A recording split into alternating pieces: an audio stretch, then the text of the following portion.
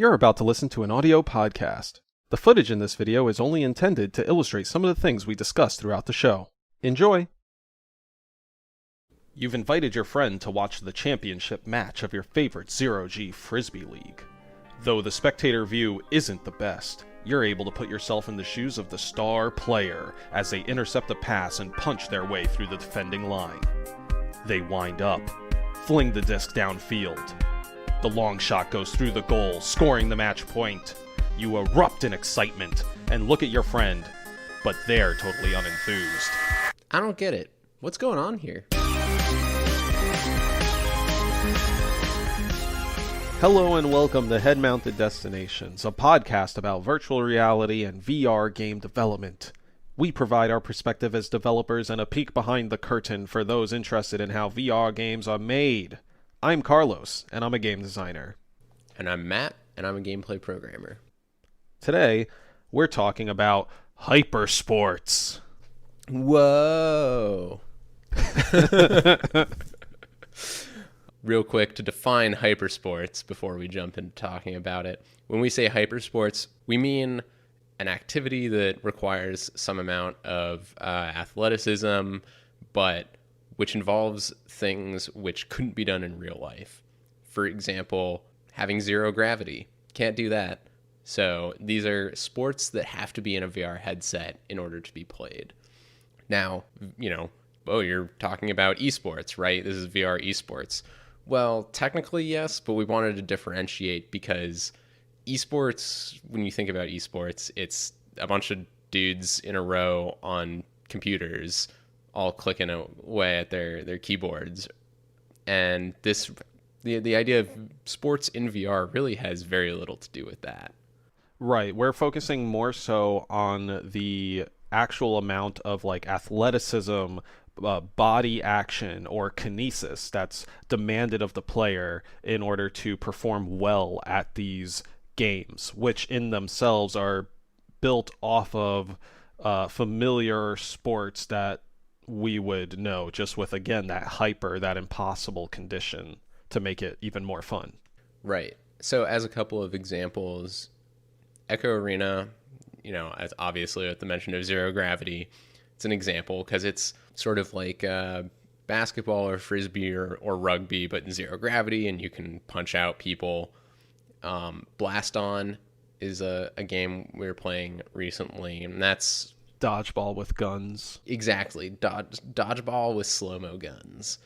And then there's Racket NX, which is sort of like racquetball, but in a dome with pinball mechanics on the ball. Which, you can see how each of these sort of relate to a regular sport, but then have this bizarre twist that's totally impossible with just real-life equipment. And something that Matt has been saying through all of his examples are these familiar sports that we can relate to what level of activity they take, right? Like racquetball or wall ball being this sort of tennis-like paddle activity, the Echo Arena game being more like some sort of rugby, ultimate frisbee type thing, and Blaston being the very immediate area dodgeball, similar to a laser maze, or maybe how some people might play Super Hot. It's a lot of dodging and weaving and stuff, which really, for long periods of time, it's very taxing on the player. So today we want to talk about Hypersports and how it's like playing the sports of the future today. But we want to, look at how potentially Hypersports could take a position in society and culture that's similar to regular sports as they are today. And in order to do that, first we have to understand why the heck are sports popular in the first place. And we broke it down into two distinct categories. The first is that it's a shared subculture. So everyone watches the same basketball game or football game and has their favorite team and knows things about the players and generally have some emotional attachment to the outcome because they're in this, they're sharing the experience with other people that are their friends and they're talking about it. So that's one aspect. And the other aspect that makes sports compelling is that you can just sort of understand the amount of skill and athleticism involved. you're like, dang, that guy is jumping really high, or that person's running really fast. Especially because with a lot of sports, you can play them at an amateur level yourself, right? You can kick a ball around or throw a frisbee or throw a football, and you're like, all right, I'm like pretty bad at this. And then you see someone do this ridiculous feat, and you're like, wow, that's pretty amazing. And so just that raw understanding of someone is very talented at this thing makes it compelling to watch. So those are the two reasons that we outlined, or that we highlighted, for why people like sports in general. And so we want to look at how we can double down on both of those, but for hypersports. Playing hypersports is insanely fun. Why is it that this insanely fun activity has not spread to a more wide, mainstream appeal, a wider audience? Why is 0G rugby not catching on? It's 0G freaking rugby. It should be it should be something everybody wants to watch, everybody wants to play, but it's just not catching on. And like we described before, there are some things that maybe we can do on the software side as well as the societal side to sort of help these hypersports catch on. So let's first talk about the software side of things, because that'll be a little easier for us to go through at the start. Yeah, what do you think, Matt? How do we start the ball on this? Firstly, these games, these hypersports, don't demand the highest level of athleticism that they could. So in terms of appealing to people's just base amazement of, wow, that's really impressive, we need to design in ways to crank up the difficulty.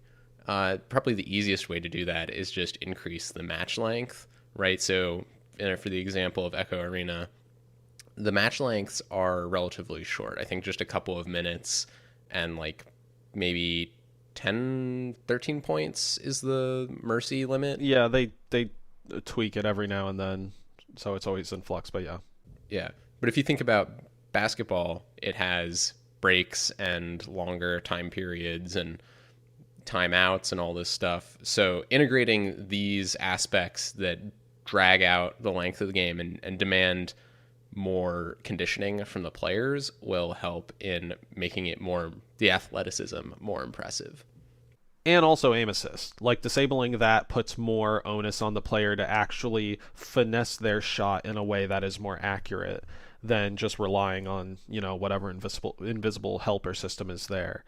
I think that also we as developers, as designers, can make these sports games more relatable through the kinesis of the player, especially emphasizing that kinesis rather than focusing on controller inputs, having to use the joystick or button presses to create these abstract counters. You could have a player actually punch a projectile out of the air or have them dodge it, and this could be a more visibly stimulating action to somebody outside of the headset.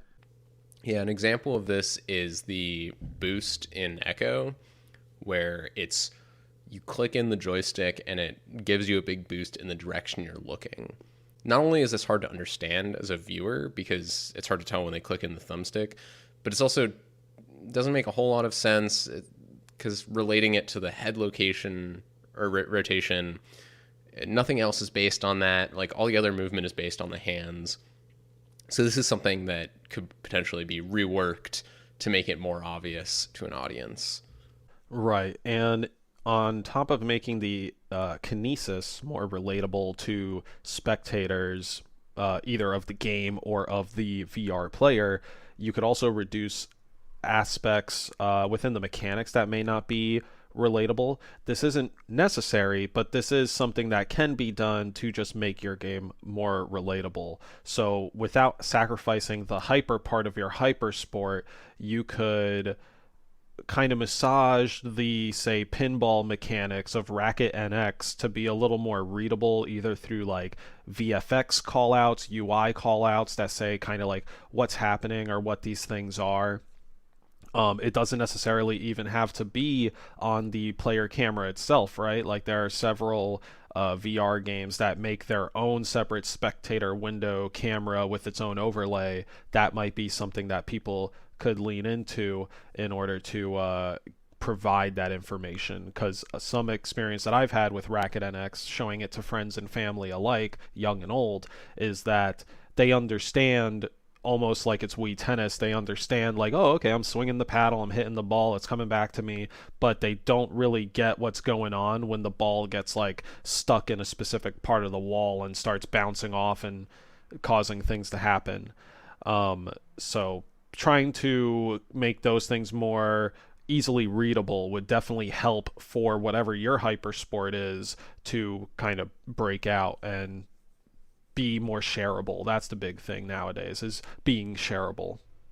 Yeah, I remember watching an Echo Arena like tournament, and just the setup for spectator view was not great. I think they had a very small overlay in the corner of the screen that showed people's positions on the field, but it wasn't that useful in terms of understanding how the game was proceeding. And the full view was basically just someone like controlling a free roam camera flying around the level following people. Whereas if you think about watching football or something, a lot of the time the camera is zooming out and it's showing you the full field and where people are, and then zooming in and showing the motion of a player. So I think the presentation to the viewer goes a long way. And so like for Racket NX, that might involve having a representation of the full dome sort of like unwrapped and showed in a rectangle with colored hexes that indicate the state of each hex that will allow you just at a glance to take in the state of the game and understand why the player is making the choices that they are. Right, and something that we can draw as a real life comparison to that is, I think, baseball. When you're watching a baseball match, if I recall correctly, in like one of the corners of the screen, you'll often see a 2D top-down representation of the map with like how many bases are loaded and like, you know, where these players might be going, you know, next. So something similar to that, you know, we already have made to make games more readable. We can easily bring that type of thinking into our VR game development thinking. Exactly. Like if you don't understand why someone is chucking the disc downfield in Echo, right? Because you don't know the layout, where all the players are and why they're making this decision, it's much less interesting to watch. Whereas, you know, if you understand what's going on, then you can either praise or shout out the person for making that choice. You know, like, oh, why are you doing that? Or like, oh, that was a really risky play, but it worked out. Yeah, and there is also the potential of mixed reality. This is something that I personally am trying to learn more about and actually see if I could set up on my own, like at home for recording videos. But mixed reality might really help sell the athleticism and the relatability of the actions performed in VR, right? Like, I think I see a lot, at least on, say, my Oculus feed, and half the time on Reddit for VR things, I see these mixed reality videos of people in Beat Saber, like, doing the strikes and getting 100%. And those, I think, are easily shareable because it does the job of being relatable, being readable, and being easily shareable. Yeah. And that's why games like Beat Saber and like Super Hot and like Blade and Sorcery could blow up, because it has those three things to a fair extent. Yeah, something like Blaston would benefit a lot from having mixed reality, because that game is all about weaving your body into weird positions to avoid projectiles. And when that's just represented through a VR avatar, it looks kind of stupid. It's just this like head and body bobbing around. But if you overlaid the player's actual body on that footage in a, you know, well composited way, it would make it much more compelling, because you understand how difficult it is to like bend backwards and, I don't know, rest on one hand, like whatever crazy acrobatics people would be doing. Right. So the whole other side that we need to address in order to look at why hypersports aren't more popular is the cultural aspect, right? So we've covered athleticism and how to make the game more relatable to viewers. But ultimately, a large reason that people like sports is because their friends like sports and that there's a whole subculture and community around it. And that doesn't really exist right now for any of these games. And it's a little bit of a chicken and egg problem because... Like if you don't have enough fans for a culture, but you can't get fans because there's no culture. Right. I guess it's not very chicken and eggy. There isn't much cultural momentum going on right now because a lot of, I mean, sort of long and short of it, money is the root of all problems and all evil, and money is currently missing on both sides of this issue. So we don't have enough headsets out in the world, and this creates that unfamiliarity issue that I can't relate to what you're doing because I don't own a headset. I've never played this. I've like never even hung out with somebody who owns a headset, right? So we need more headsets out in the world and people playing these games, but at the same time, VR games for the most part aren't a large enough market to justify sinking so many millions of dollars into marketing pushes, right? Like in large part the VR games you see are mostly like these Facebook or like first party, essentially, like these Facebook games, or like Half-Life Alyx would be like a, you know, almost a first party because it's made by Valve. Yeah, that it mirrors the issue with both multiplayer games in general not catching on and also esports having trouble becoming mainstream, where there's not enough people who are familiar with the thing that's going on to even be interested. You know, anyone can pick up a football, but not anyone can get a headset in their hands and experience what it's like to be in zero gravity in Echo. And this is an issue because there's not going to be any interest in getting marketing deals because there's not enough people who are interested in the thing, and no one's going to be interested because there's no marketing. Really, we just need more headsets in hands, I think, to start. But also, we need a stronger community around the game. There's a little bit of this with like Discord channels and stuff, but I think what we need is enough people playing the game that there can be real life communities around this stuff. We're starting to see that a little bit, but it's still a little bit too rare. But once we start seeing like a whole office having like an sort of intramural league where they're all playing Echo or something, I think once we hit that amount of saturation where that sort of thing can be put together, we'll start seeing more success, and it might be able to snowball upwards in terms of popularity. Yeah, a large part of this, a good thing you touched on is the sort of isolated factor of it, right? Like we need to hit that sort of critical mass of like 1 in every 5 houses has a VR headset in order for enough people to bump into each other and say, hey, oh, you have this, I have this, and here's a free game, or here's a game we both own to get into. Another big thing regarding money, I guess, is the fact that Echo Arena is free, and probably at this point in time in the market, any other multiplayer sport focused game should likely be free or close to free in order to make it that much more easily accessible to help build a community around it. Mm-hmm. So, to recap, Hypersports, the sports of the future that you can play today, still have a couple of roadblocks ahead of them. The first is that there needs to be a little bit of more thinking in terms of the design to allow it to be more viewable to the average Joe and generally make it more relatable in terms of the kinesthetics involved, and decreasing the gaminess of it, making it just more obvious and impressive in terms of the athleticism. And it needs more cultural momentum, which at the end of the day is just an issue of not enough headsets in hands, not enough saturation in the general zeitgeist. All right, listener, now's your time to shine. We've been talking about VR hypersports as if they're the closest thing to sports as possible. Do you agree with this? We want you to let us know. We'd also love to know if you have further ideas about why these sports haven't taken off in the public consciousness, and if you have any examples of VR hypersports that we might have missed.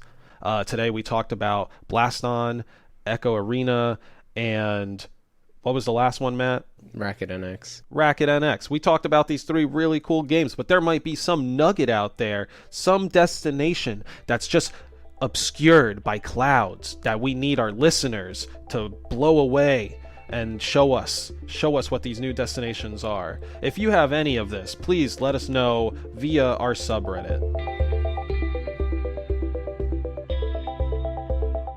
Yo, what's up?